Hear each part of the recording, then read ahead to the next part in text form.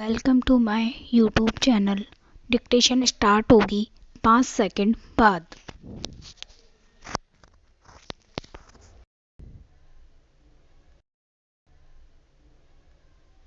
उपसभा अध्यक्ष महोदय, यह एक ऐसा विषय है जिसको लेकर प्रत्येक राजनीतिक दल जब चुनाव का समय आता है तो अपने अपने चुनाव घोषणा पत्र में यह वायदा करते हैं कि अगर हमको सेवा करने का अवसर मिलेगा तो हम इस देश से गरीबी दूर कर देंगे, हर हाथ को काम देंगे। लेकिन मुझे दुख से कहना पड़ता है कि आज 55 वर्ष की स्वतंत्रता के बाद जो भी सरकारें केंद्र में आई वे केवल मात्र घोषणाएं करके चली गई।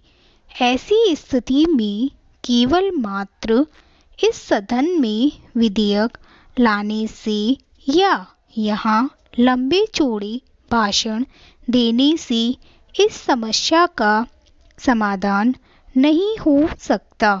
इस समस्या के समाधान के लिए कोई ठोस कार्यक्रम बनाने की आवश्यकता है और जब तक कोई ठोस कार्यक्रम नहीं बन जाता कभी भी इस समस्या का समाधान नहीं हो सकता।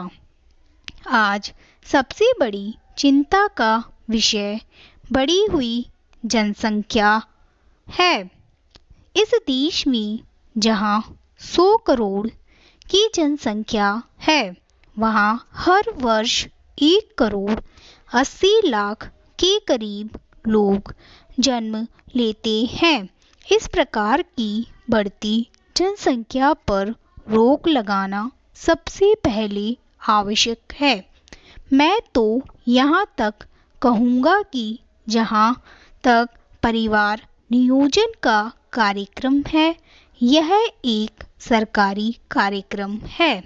इसमें धर्म के आधार पर किसी को छूट नहीं मिलनी चाहिए।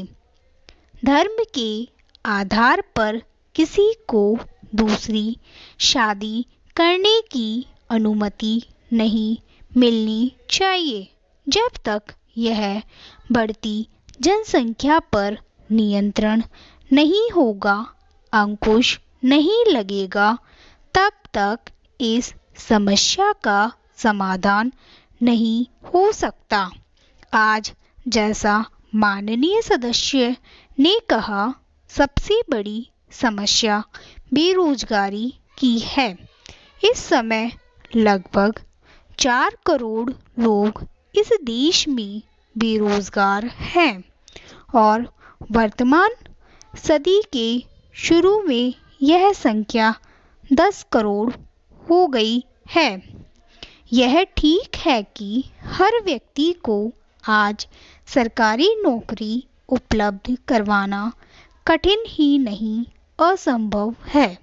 मैं अपने प्रांत का उदाहरण देना चाहूँगा कि कुल जनसंख्या हिमाचल प्रदेश की 54 लाख है।